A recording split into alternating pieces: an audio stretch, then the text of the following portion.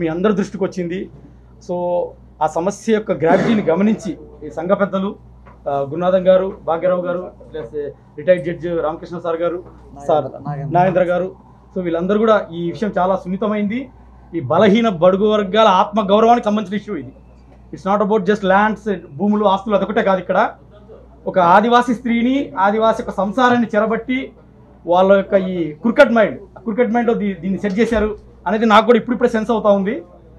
So నేను కూడా ఇప్పుడు శాంతి కాలింగి అనే అమ్మాయి భర్తని, నేను లీగల్ హస్బెండ్ని, I'm not divorced yet. So నేను గత 2 సంవత్సరాలుగా అమెరికాలో ఉన్నాను. మొన్న జనవరిలో వచ్చాను. జనవరిలో వచ్చిన తర్వాత ఈ భాగవతం అంతా బయటపడింది నాకు. అసలు ఏం జరుగుతూ ఉంది, అసలు ఈవెన్ ఐ గాట్ షాక్డ్. నేనే షాక్ అయిపోయాను, అసలు ఇంత జరుగుతుంది వెనకాల. అమ్మాయి కడుపులో బిడ్డ పడ్డప్పటి నుంచి నా బిడ్డే అండింది 12 నెలలు నా బిడ్డే. పుట్టిన తర్వాత 4-5 నెలలు నా బిడ్డే. ఆ అమ్మాయి గర్భంగా ఉన్నప్పుడు కూడా నా బిడ్డని చూపించేది వీడియో కాల్స్ యూఎస్లో ఉన్నప్పుడు. ఆ తర్వాత ఇక్కడికి వచ్చే ముందు తనకు స్టేట్మెంట్ ఇచ్చింది, ఈ బిడ్డ నీ బిడ్డ కాదు, నేను ఐవీఎఫ్ చేసుకున్నాను, నువ్వంటే నాకు ఇష్టం లేదు అని చెప్పడం మొదలుపెట్టింది. అమ్మ ఐవీఎఫ్ ఎట్లా చేసుకుంటావు, భారతదేశం లాంటి పవిత్ర దేశంలో భర్త హస్బెండ్ లేకుండా నీకు ఐవీఎఫ్ చేసే పెద్దలు ఎవరు, హాస్పిటల్ ఎవరు, నాకు చూపించు, నేను వస్తా అక్కడికి. నాకు ఆల్రెడీ 2 పిల్లలు అండి. నాకు 2 పాపలు ఉన్నారు, కవల పిల్లలు. వాళ్ళకి ఇప్పుడు 9 years, 4th class. సో నా దగ్గర ఏ ప్రాబ్లం లేదు, నీకు ఐవీఎఫ్ చేసుకోవాల్సిన అవసరం లేదు. ఏమొచ్చింది అనేది ఆ క్వశ్చన్తో మొదలైన ఆర్గ్యుమెంట్. లేదు నేను ఐవీఎఫ్ నాకు ఇష్టం లేక చేసుకున్నాను, అది ఇది. తను ఏదో డ్రామా చేయడం మొదలుపెట్టింది 1 నెల. లేదమ్మా అసలు విషయం ఏందని అడిగితే తనే స్వతహాగా నేను ఇట్లా విజయసాయి రెడ్డి గారికి బిడ్డలు లేరని ఆయనే చెప్పారు. సో ఆయన ద్వారా ఆయనే డోనర్, నేను ఆయన ద్వారానే ఐవీఎఫ్ చేయించుకున్నాను అనేసి ఒక జనవరి, ఫిబ్రవరి, మార్చి, ఏప్రిల్ ఈ తతంగం అంతా ఇలా చెప్పుకుంటూ వచ్చింది.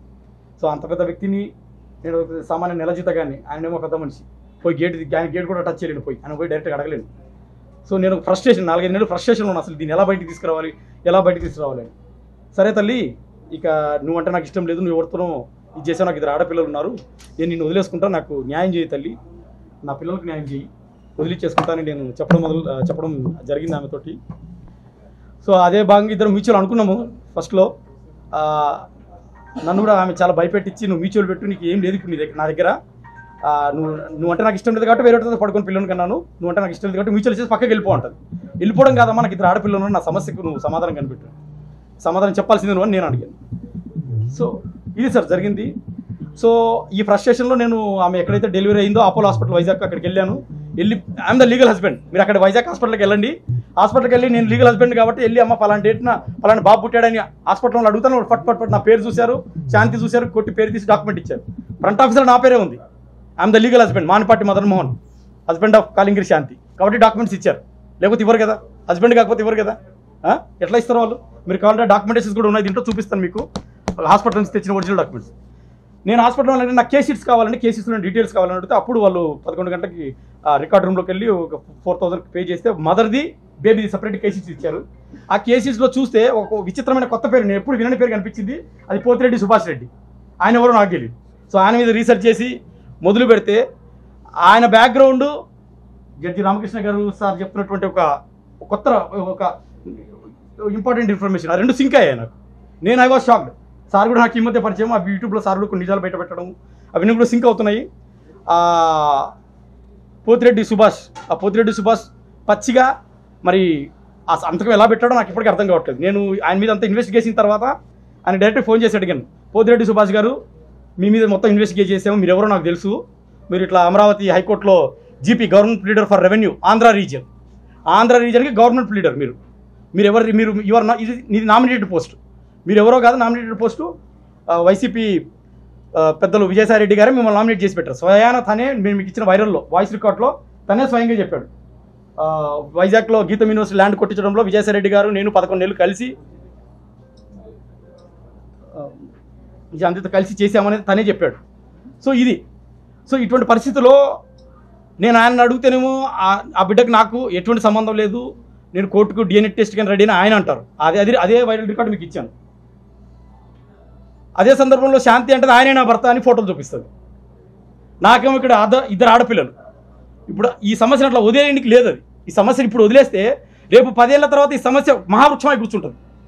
ఆ వృక్షానికి, ఆ మహావృక్షం కాకుండా ఇది మొక్కగా ఉన్న ఈ సమయంలోనే మీడియా ద్వారా కోర్టుని, గవర్నమెంట్ని నేను రిక్వెస్ట్ చేసేది ఏంటంటే, పక్కగా ఎవరెవరైతే పేర్లు శాంతి చెప్పిందో అదే పేర్లు నేను గవర్నమెంట్ ముందర పెట్టాను.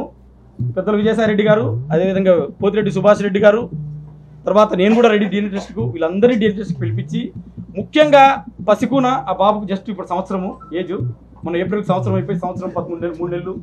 ఆ బాబుకు న్యాయం జరగాలంటే ఫస్ట్ ఆ బాబుకు తండ్రి ఎవరో తెలియాలి. రేపు 2 సంవత్సరాలు నెక్స్ట్ ఇయర్ ఆ నెక్స్ట్ ఇయర్ ఆ బాబు స్కూల్కి వెళ్తాడు. స్కూల్కి వెళ్తే ఎవరి పేరు రాయాలి? ఆ బాబు ఎవరి పేరు రాయాలి? కాబట్టి బహుశా శాంతి గారు కూడా, శాంతి కాలింగర్ గారు కూడా ఇంతవరకు బర్త్ సర్టిఫికేట్ తీసుకోలేదు. అపోలో హాస్పిటల్ వైజాగ్ అరిలోవా ఏరియాలో ఉన్న అపోలో హాస్పిటల్ ఇంతవరకు బర్త్ సర్టిఫికేట్ తీసుకోలేదు. మీరు కావాలంటే క్రాస్ వెరిఫై చేసుకోండి.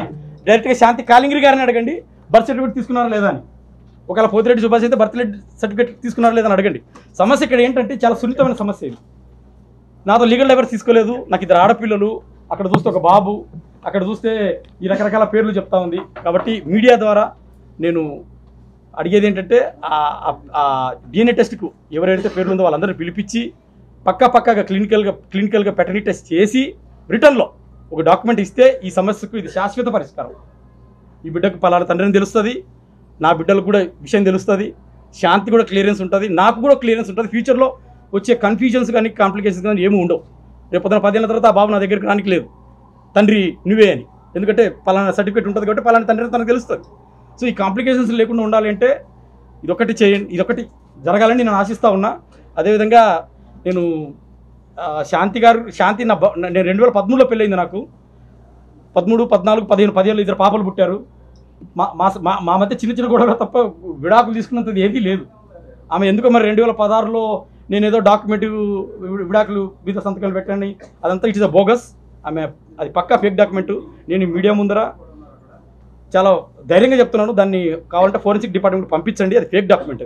అది 2024లో నాతో బలవంతంగా నాతో ఒక్క సిగ్నేచర్ తీసుకున్నారు. దాన్ని బలవంతంగా పెడతావా లేకపోతే మ్యూచువల్ ఇచ్చి ఎగ్జిస్ట్ అవుతావా సస్తావా అనే సిచ్యువేషన్ తీసుకొచ్చారు నన్ను. నేను ఇప్పుడు నిన్న హోమ్ మినిస్టర్ గారు అనితా మేడం కూడా కలిశాను, డీజీపీ గారిని కలిశాను. వాళ్ళు కూడా అన్నారమ్మా దీంట్లో ఎంత పెద్దలున్నా వదిలేదు లేదు, నిజాలు నిగ్గు తెలుస్తాం, ఆ పేపర్ డాక్యుమెంట్ కూడా ఫోరెన్సిక్ డిపార్ట్మెంట్ పంపిస్తాము. అది కానీ 2024 తేలితే, అది బోగస్ అని తేలితే మాత్రం ఎవరిని వదిలేదు లేదు. అదేవిధంగా నాకు కూడా శాంతి గురించి తెలియని ఎన్నో విషయాలు ఈ మధ్య తెలిసాయి. సో రామకృష్ణ గారు సార్ కూడా చెప్తారు తన మాటల్లో జరిగిన విషయాలు ఏంటి, శాంతికి ఉన్న నెక్సెస్ ఏంటి. ఈ ముగ్గురు అంటే శాంతి కాలింగరి నా భార్య, అదేవిధంగా విజయసాయి రెడ్డి గారు ఎంపీ, తర్వాత పోతిరెడ్డి, వీళ్ళ ముగ్గురు మధ్య ఏం జరుగుతూ ఉంది, నాకు పెళ్ళైన తర్వాత నాకు తెలియకుండా బ్యాక్ ద ఎండ్ ఏం జరుగుతూ ఉంది అనేది రామకృష్ణ సార్ కూడా తన మాటలు కొంచెం చెప్తారు. నాకు కూడా ఇప్పుడే తెలుస్తుంది, కొన్ని సింక్ చేసుకుంటే అవన్నీ కూడా నాకు కూడా సింక్ అవుతున్నాయి, ఓహో ఇంత జరిగిందా అనేది. సో ఇది సార్ జరిగింది. సో ఏ తర్వాత నాకు కావాల్సింది ఏంటంటే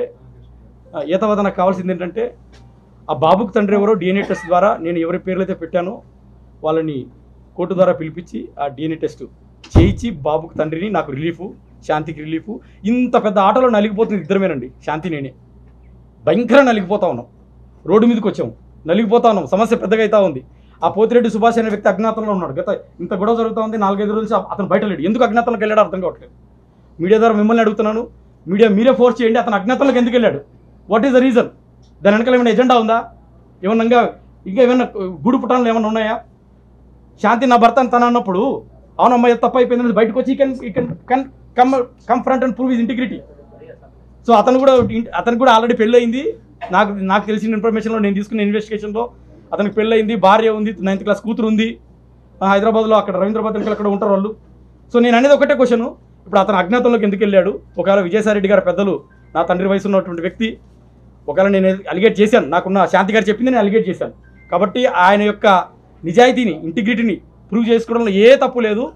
వచ్చి మీడియా ముందుకు వచ్చి తను ఏదన్నా నేను రెడీ అని చెప్పేసి DNA టెస్ట్కు తన నిజాయితీని ప్రూవ్ చేసుకొని, ఒకవేళ తను లేకపోతే ఈ ప్రజల ముందు చెప్తున్నాను, 10 కోట్ల మంది తెలుగు ప్రజల ముందు, ఒకవేళ ఆయన లేకపోతే సాష్టాంగ నమస్కారం చేసి ఆయనకు నేను తప్పు జరిగిస్తారని చెప్తాను. సో దాని ద్వారా ఆయన ఒకవేళ ఏదైనా డిఫేమ్ అయి ఉంటే అది బ్యాక్ అవుతుంది.